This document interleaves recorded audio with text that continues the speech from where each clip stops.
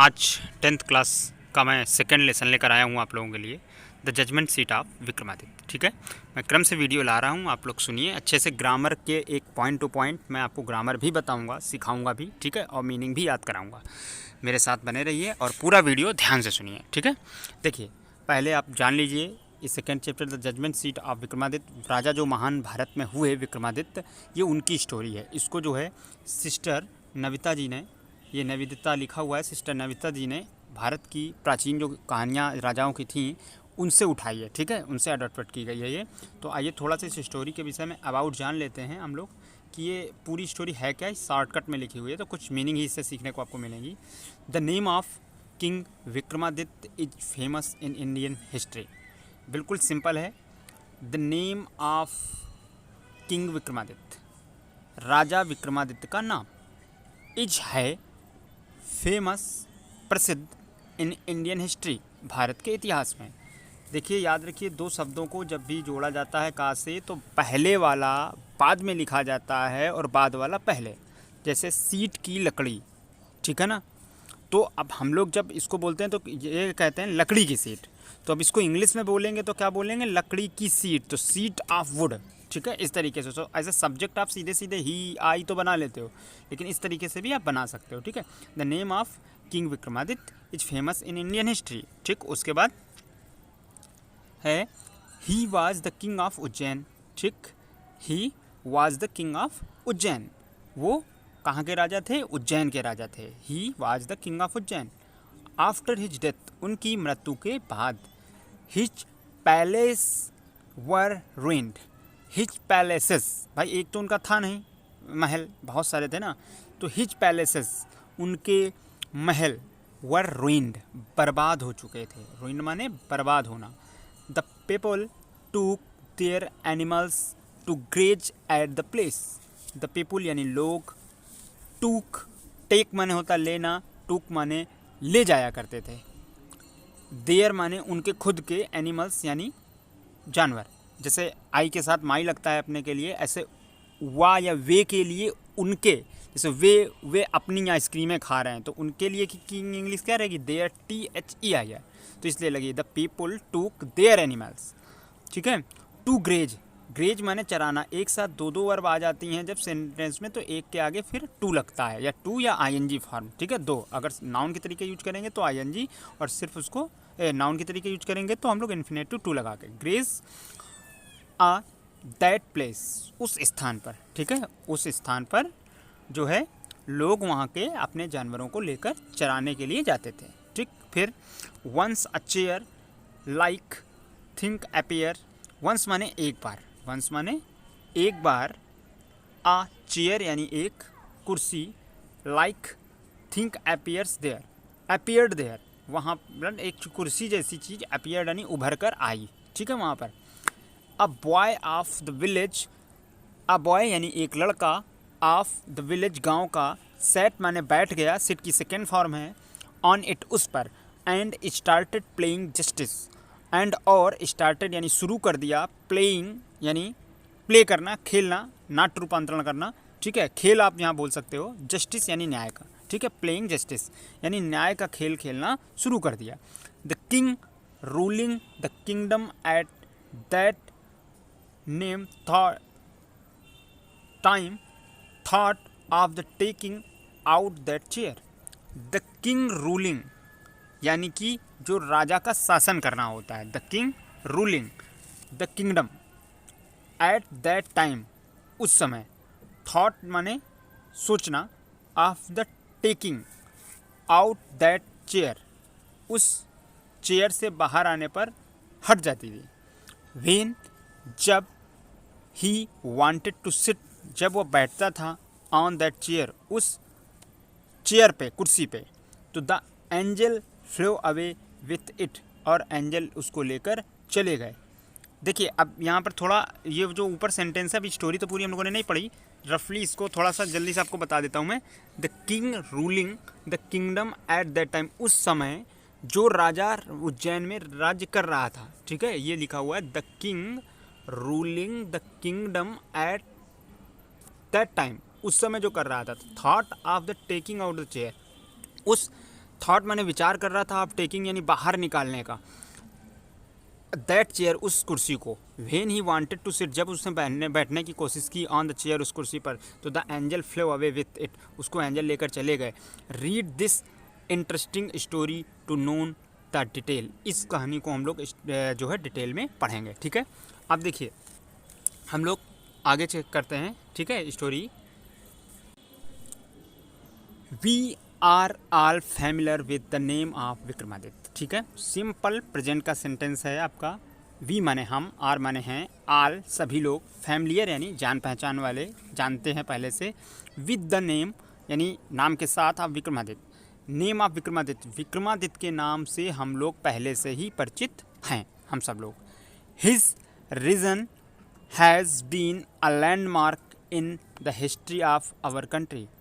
His reign यानी क्षेत्र, has been a landmark उनका एक चिन्ह है, इन एक लैंडमार्क का मतलब एक पहचान है, in the history of our country अपने देश यानी हमारे देश, आवर कंट्री अपने हमारे देश की इतिहास की एक पहचान, ठीक है। हिज रीजन हैज़ बीन उनके जो क्षेत्र हैं, ठीक है, उनका जो भी जिस क्षेत्र में उनके जहाँ पर राजा रजवाड़ा रहा, जहाँ महल रहा, या जिस क्षेत्र में उन्होंने योगदान दिया, वो सभी हैज़ बीन द लैंडमार्क एक चिन्ह है, एक पहचान है, the history of the our country हमारे देश की इतिहास की। द विक्रम संवत, जो विक्रम संवत होता है हम लोगों का, आप कैलेंडर देखते होगे, हम लोग 57 साल ईस्वी से आगे चलते हैं, काउंटिंग हम लोगों ने पहले करना शुरू किया था, ये बच्चे बहुत कम जानते हैं आज की डेट में। द विक्रम संवत ओज इट ऑरिजिन टू हिम, ओज माने ऋणी है, ठीक है। द विक्रम संवत ओज इट्स ऑरिजिन टू हिम, जो और विक्रम संवत चलता है हम लोग उसके ऋणी हैं, वो उन्हीं की देन है, ठीक है। अल्दो यद्यपि, his name is so famous, उनका जो नाम है बहुत फेमस है, इज सो फेमस इतना फेमस है कि it is strange that we hardly known anything definite about his life. It is strange शायद ही कोई अपरिचित है, दैट वी हार्डली नो जो उनके विषय में मुश्किल से जानता हो, एनीथिंग कुछ भी, डिफाइन अबाउट हिज लाइफ उनके विषय में डिफाइन यानी परिभाषित करना पड़े। देखिए पैसिव वाइज सेंटेंस इसमें चैप्टर में बहुत सारे बनाए गए हैं आपके, तो थोड़ा उन पर गौर रखिएगा। इट इज स्ट्रेंज, ठीक है, इट इज, देखिए यहाँ से थोड़ा जो क्या है सेंटेंस, देखिए इसका सही अर्थ निकालिए। इट इज स्ट्रेंज यानी या अजनबी है, अपरिचित है, दैट की वी हार्डली नोन हम मुश्किल से ही जानते हैं, एनीथिंग कुछ भी, डेफिनाइट यानी पक्का निश्चित, अबाउट हिज लाइफ उनकी ज़िंदगी के विषय में, ठीक है ना। जबकि उनके सब कुछ फेमस है उनके विषय में है, यद्यपि इतना सब कुछ है, लेकिन फिर भी हम लोग पक्की बात उनके विषय में बहुत कम ही जानते हैं। तो there is one thing certain about him, there is one, देखिए जिसमें सब्जेक्ट नहीं होता उन सेंटेंसों में देयर से स्टार्ट करते हैं, ठीक है। तो इज़ वन थिंग एक चीज़ है निश्चित, सर्टेन अबाउट हिम उनके विषय में।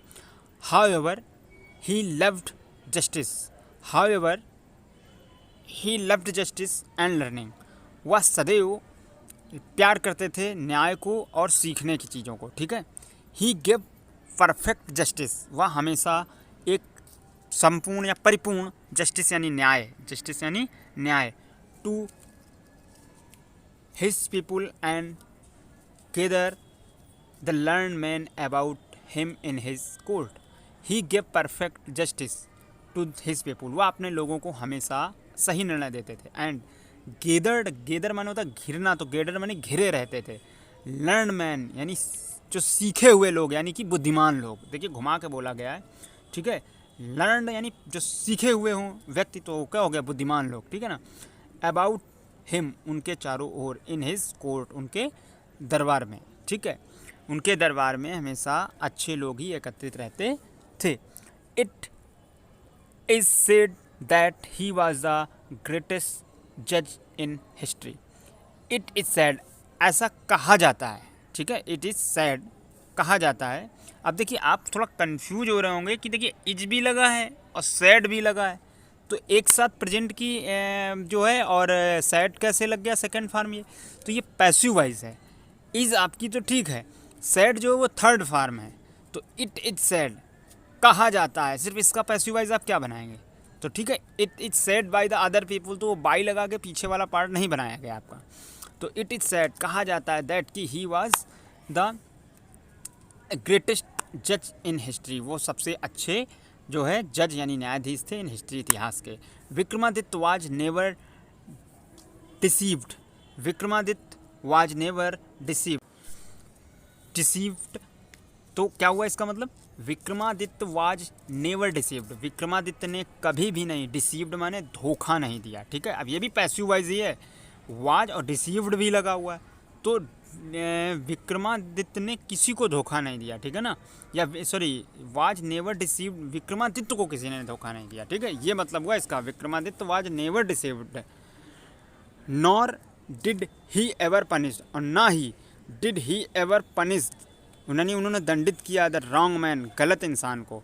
The guilty trembled, the guilty यानी अपराधी, ट्रेम्बल्ड माने कांपने लगते थे, व्हेन जब, दे केम वो आया करते थे, बिफोर हिम उनके सामने, फॉर दे न्यू वे जानते थे, दैट की ही हिज आइज उनकी आँखें, वुड लुक स्ट्रेट सीधी देख लेंगी, इनटू देयर गिल्ट उनके अपराध को, and those who came to him with the difficult problems were always satisfied by the way he solved them, and और those यानी वे लोग, who जो came माने आते थे, to him उनके सामने, with the difficult problems अलग अलग समस्याएं लेकर, ठीक है, were always यानी सदैव, satisfied यानी संतुष्ट हो जाते थे, by the way उस रास्ते से या उस तरीके से, he solved them वे जिस तरह से उन्हें हल करते थे, वह उन्हें जिस तरीके से हल करते थे,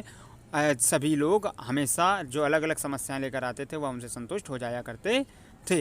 एंड सो, एंड और so he, and so in India after him whenever any जज pronounced him judgement with the great skill, it was said of him, देखिए एंड और सो इस प्रकार, या in India after him, in India यानी भारत में, after यानी बाद में, हिम माने उनके, व्हेन एवर जब भी, एनी जज प्रोनाउंस्ड किसी भी जज ने, प्रोनाउंस्ड माने पुकारा है या बोला है, हिज जजमेंट अपना न्याय, विद द ग्रेट स्किल एक अच्छे स्किल माने योग्यता के साथ, या अच्छा निर्णय दिया है, तो it was said of him उसके भी, अब ये भी देखिए पैसिव वॉइस ही है, it was said of him, तो उसके लिए कहा जाता था, क्या कहा जाता था, ही मस्ट ही, अरे ही मस्ट हैव सेट, वह जरूर ही बैठ चुका होगा, वह अवश्य बैठ चुका होगा, on the judgement seat, judgement यानी न्याय के सिंहासन पर, देखिए डैश हाइफन लगा है तो जजमेंट सीट यानी पूरा एक वर्ड को डिनोट करेगा, क्या होगा, न्याय का सिंहासन, आप विक्रमादित्य, विक्रमादित्य के न्याय के सिंहासन पर बैठ ही चुका होगा। Has anyone ever seen, has anyone ever seen the judgement seat of Vikramaditya, देखिए क्वेश्चन मार्क लगा हुआ है, बिल्कुल सिंपल है, हैज से स्टार्टिंग है तो इसका मतलब क्या, क्यों से स्टार्ट जरूर होगा, एनी वन यानी कोई भी एक होगा, एवर शायद ही, सीन देखी हो, द जजमेंट सीट यानी विक्रमादित्य का न्याय का सिंहासन, ठीक है, Vikramaditya judgement seat of Vikramaditya, Vikramaditya की न्याय का सिंहासन, तो शायद ही कोई ऐसा हो जिसने विक्रमादित्य के न्याय के सिंहासन को देखा हो, परहैप्स नॉट शायद नहीं, because the seat does not exist क्योंकि द सीट यानी जो बैठते हैं जिस पे आसन, ठीक है, या सिंहासन बोल दीजिए यहाँ पर, does not exist any more, कहीं पर भी वह एग्जिस्ट यानी उपस्थिति नहीं दर्ज कराता है। I am going to tell you have to tell you how it disappeared, ये कौन, नविता जी बोल रही हैं, ठीक है, नविता जी कि आई एम गोइंग मैं जा रही हूँ, टू टेल कहने, यू तुमसे, हाउ इट डिसअपीयर कैसे या अदृश्य हो गई, ठीक है। ये आपकी कौन है, ये आपकी सिस्टर नविता जी बोल रही थी। आप इस वीडियो में इतना ही रखते हैं, अगला शेष भाग आपको मैं अगले वीडियो में कराऊंगा। इसका अभ्यास कीजिए, सीखिए और करते रहिए।